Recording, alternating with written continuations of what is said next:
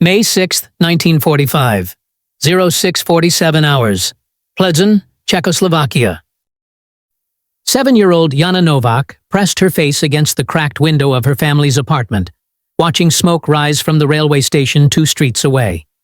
The Germans had been burning documents for 3 days, destroying evidence of 6 years of occupation that had stripped Czechoslovakia of everything except memories of what life had been before the swastika flags appeared in 1939.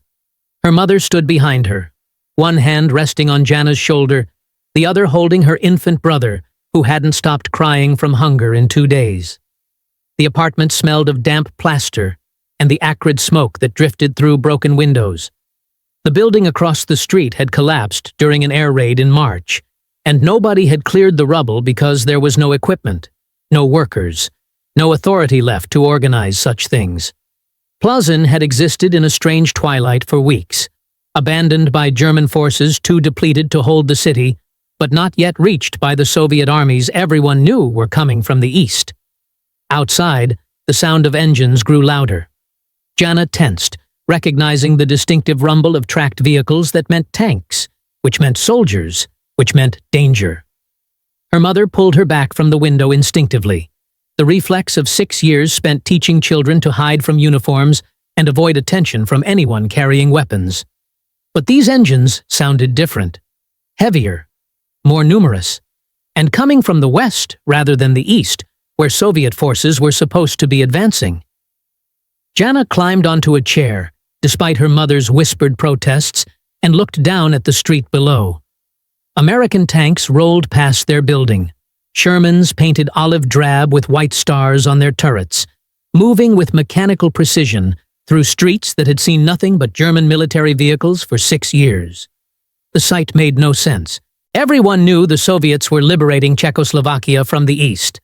The Americans were supposed to be in Germany, not here in Plzeň, not rolling through streets still decorated with German signs and Nazi administrative notices that nobody had dared to remove.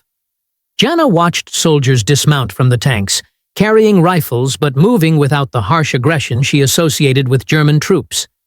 One of them looked up at her window and waved. Actually waved, as if she were a person worth acknowledging rather than something to be ignored or threatened. She froze, uncertain how to respond to a gesture that violated everything she'd learned about surviving military occupation. Her mother whispered a prayer in Czech, words Jana recognized from church services held in secret because the Germans had restricted religious gatherings. The prayer thanked God for deliverance, though from Jana's perspective on the chair by the window, deliverance looked like foreign soldiers in a city that had learned to fear anyone wearing a uniform. A city learning to hope. Plzeň, in May 1945, was a city that had forgotten how to trust good news. 6 years of occupation had conditioned the population to expect only worsening circumstances, to treat every change as another form of deprivation, to assume that survival required constant vigilance against authorities who viewed Czech civilians as resources to be exploited rather than people to be protected. The city's population of 114,000 had been reduced to approximately 98,000 through deportations, executions, disease, and starvation. The Škoda Works, Plzeň's massive industrial complex that had made the city valuable to German occupation authorities, had been bombed repeatedly by Allied aircraft trying to disrupt weapons production. The raids had killed Czech workers along with German supervisors, destroyed residential neighborhoods along with factory buildings, and created a landscape of rubble that nobody had the resources to clear. Food supplies had collapsed completely in the final months of occupation. The Germans had requisitioned everything edible to feed their retreating armies, leaving Czech civilians to survive on whatever could be scavenged or hidden from increasingly desperate searches. The official ration for Czech civilians in early 1945 provided approximately 900 calories daily, less than half what humans needed to maintain basic health. In practice, even those inadequate rations often didn't arrive, diverted to German military use or simply abandoned as logistics networks broke down under the strain of military collapse. Children suffered most visibly from systematic starvation. Schools reported that more than 60% of students showed signs of severe malnutrition by April 1945, stunted growth, swollen bellies, skin conditions resulting from vitamin deficiencies, and the vacant expressions of young people whose bodies were consuming themselves to maintain basic functions. Teachers watched children faint from hunger during lessons, watched them grow weaker each week, watched them disappear when illness that would have been minor under normal circumstances became fatal when bodies lacked the strength to fight infection.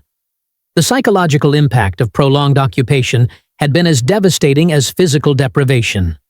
Czech civilians had spent 6 years learning that resistance meant execution, that helping Jewish neighbors meant deportation, that expressing hope for liberation meant punishment.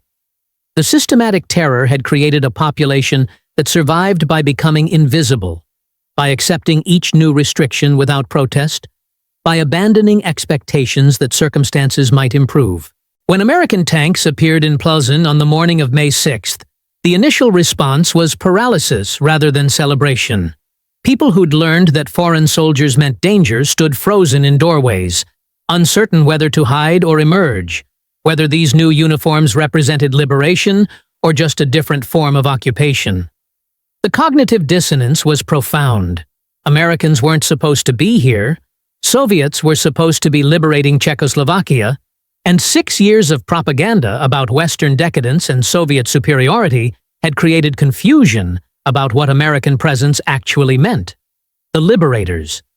The 16th Armored Division had entered Plzeň expecting resistance that never materialized.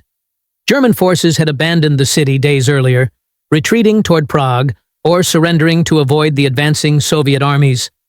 The American advance had been so rapid that reconnaissance reports couldn't keep pace with actual progress, and the division arrived in Plzeň before Czech civilians fully understood that liberation was actually happening rather than just being rumored. Colonel James Polk commanded the lead combat command that entered the city center at 06:47 hours. His orders from 3rd Army headquarters were clear: secure Plzeň, establish military government, maintain order, and await further instructions. The orders said nothing about the thousands of starving civilians who emerged cautiously from buildings as tanks rolled past. Nothing about children with faces like skulls, watching American soldiers with expressions mixing hope and terror. Polk had fought across France and Germany, had seen bombed cities and displaced populations, but the situation in Plzeň was immediately recognizable as something beyond ordinary wartime disruption. These weren't refugees fleeing combat zones. They were people who'd been systematically starved in their own city, who'd survived 6 years of occupation that had stripped away everything except bare existence. The division's field kitchens had been set up to feed American troops during the advance into Czechoslovakia. Within 2 hours of entering Plzeň, Polk had redirected those kitchens to feed Czech civilians. The decision violated standard procedures that prioritized military logistics over civilian assistance, but Polk made it anyway, based on the simple calculation that soldiers could eat cold rations, while children who'd been starving for months needed hot food immediately.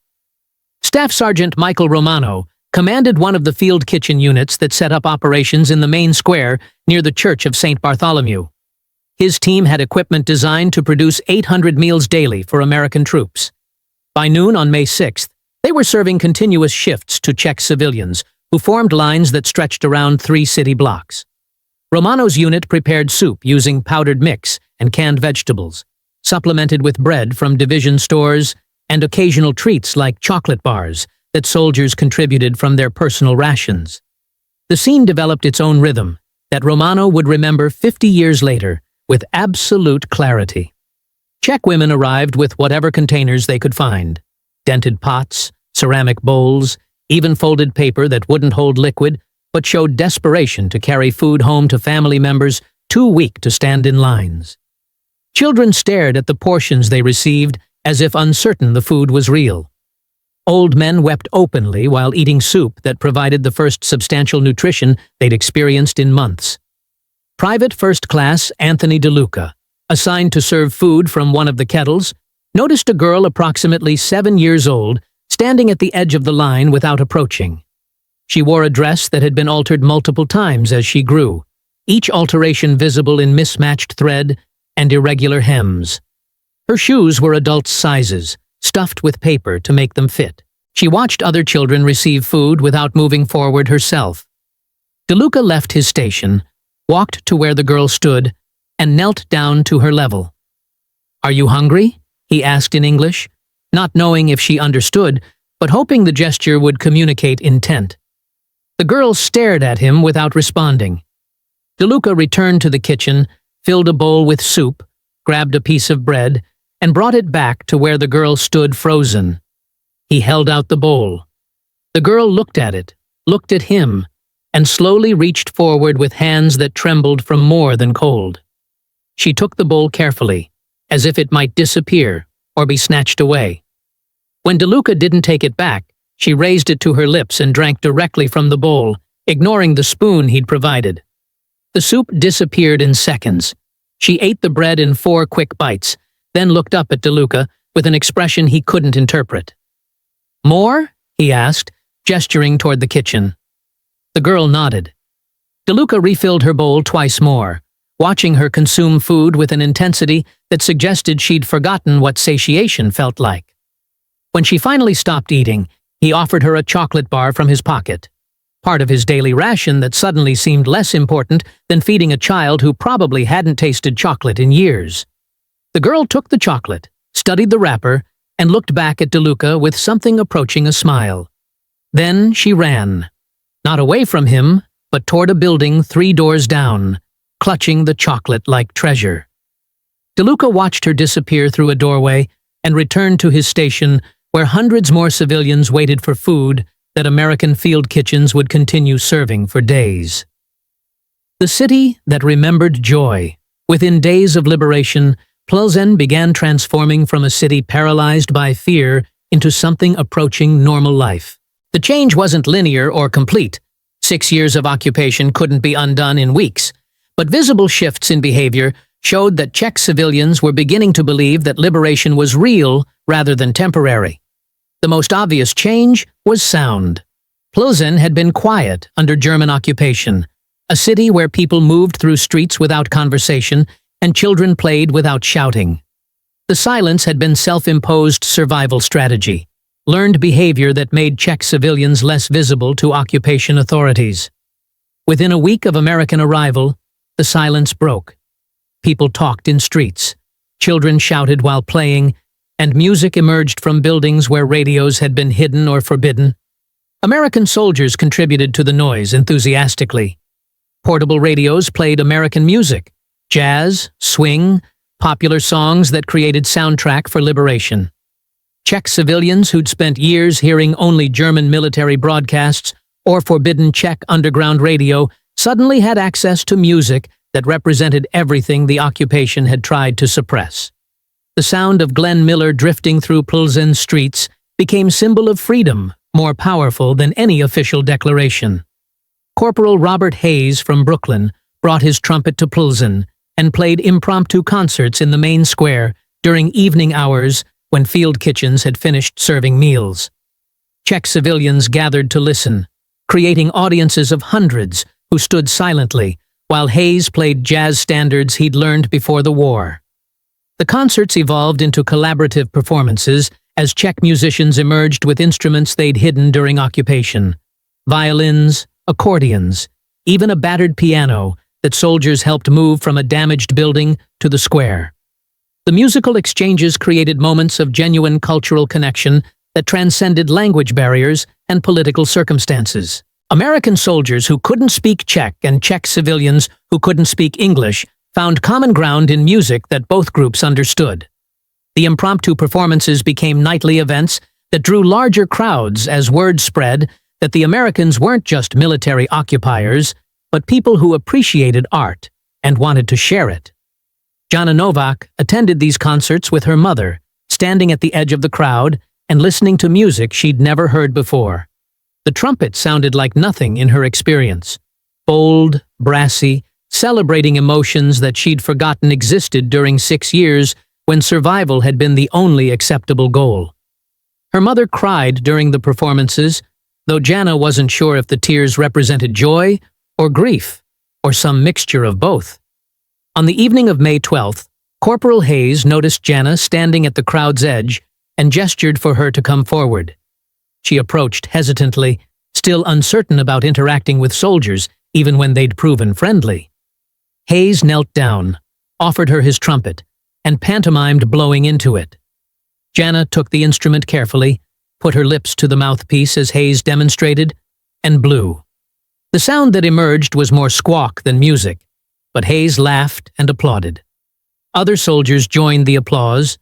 Czech civilians smiled, and Jana felt something she hadn't experienced since before the war. The simple joy of playing without fear. The gifts that bridged worlds. American soldiers distributed more than food and medicine during the weeks after liberation. They shared the casual abundance of American military logistics in ways that demonstrated wealth beyond anything Czech civilians had experienced even before the war. Cigarettes became informal currency and diplomatic tool. American soldiers received cigarette rations as part of their standard supply, luxury items in military terms, but essentially unlimited compared to Czech civilian access to tobacco during occupation. Soldiers gave away cigarettes freely, creating moments of shared pleasure that built connections between Americans and Czech civilians who suddenly had access to commodities that had been impossibly scarce for years. Chocolate bars, chewing gum, and candy represented even more powerful symbols of American abundance. These items had no practical survival value. They wouldn't prevent starvation or cure disease, but they represented interpreters struggling to bridge language barriers. Technical Sergeant Edward Kowalski from Chicago was invited to dinner by the Novak family on May 15th. He arrived at their apartment carrying additional rations from division stores: canned meat, powdered milk for the baby, chocolate for Jana. The family had prepared soup using ingredients from American field kitchens, supplemented with vegetables from their small garden plot. The meal was simple by American standards, but represented feast by Czech standards of May 1945. During dinner, Jana's mother asked through an interpreter why American soldiers were being so kind. Kowalski struggled to articulate an answer that made sense across cultural and linguistic divides. He finally said simply, "Because you needed help, and we could help." The explanation seemed inadequate. Surely there were strategic reasons, political calculations, military objectives that explained American behavior beyond simple humanitarian impulse. But Kowalski meant what he said. American soldiers in Plzeň weren't following detailed orders about civilian assistance or implementing calculated strategy for winning Czech support. They were responding to immediate human need in the most direct way possible, by sharing food, medicine, and kindness with people who desperately needed all three.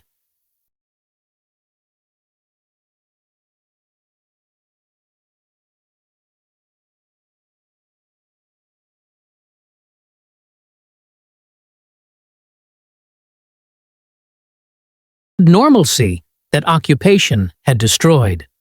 Children who received chocolate from American soldiers weren't just getting food. They were getting evidence that life could include pleasure rather than just bare existence. Private James Morrison carried extra candy specifically to distribute to Czech children. He'd been raised in Depression-era Mississippi, understood poverty from personal experience, and recognized the psychological value of small luxuries that cost almost nothing but meant everything to recipients who'd forgotten such things existed. Morrison gave away his entire monthly ration allowance during the first week in Plzeň, supplemented by candy he purchased from division stores using his own pay. The exchanges created scenes that crystallized the liberation experience in ways more powerful than formal ceremonies or official pronouncements.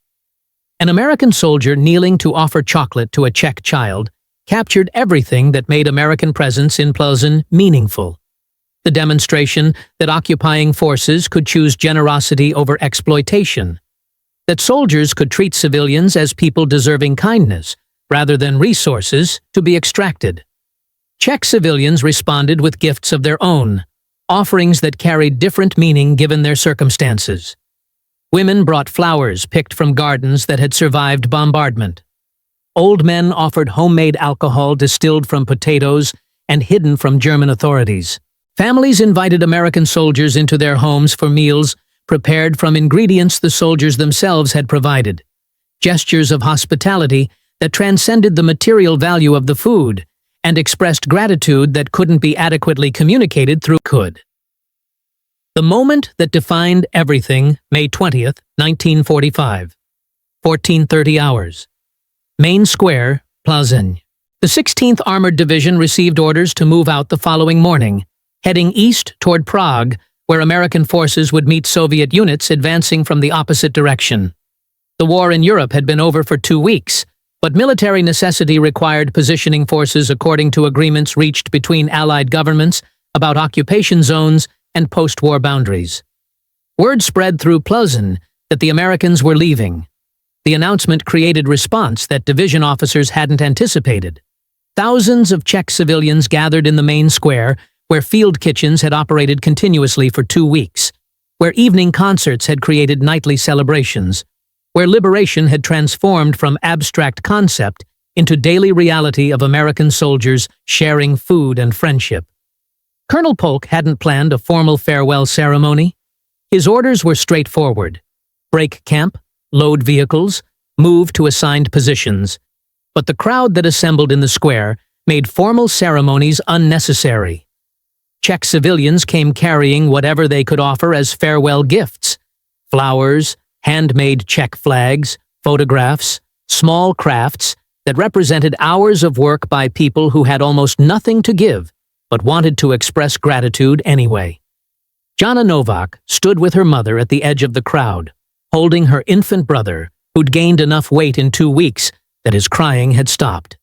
She'd brought a drawing she'd made, a picture of American tank with a star, surrounded by stick-figure children. The drawing wasn't sophisticated, but it represented everything she could offer to soldiers who'd given her family food, enough that hunger had stopped being the constant background condition of existence.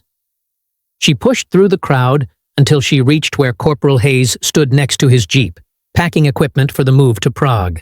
Hayes saw her approaching and knelt down, a gesture he'd made repeatedly during 2 weeks of interacting with Czech children. Jana held out the drawing without speaking, uncertain if words would come, even if Hayes could understand Czech. Hayes took the drawing, studied it carefully, and looked back at Jana with an expression she recognized as the same thing she was feeling: the intersection of joy and sadness that came from connection that had to end. He pulled a photograph from his pocket, showed it to Jana. A picture of his own daughter, approximately Jana's age, smiling in front of a house in Brooklyn that looked impossibly large and undamaged. "My daughter," Hayes said in English. "Her name is Dorothy." He pointed to Jana. "You remind me of her." Jana didn't understand the words, but she understood the gesture.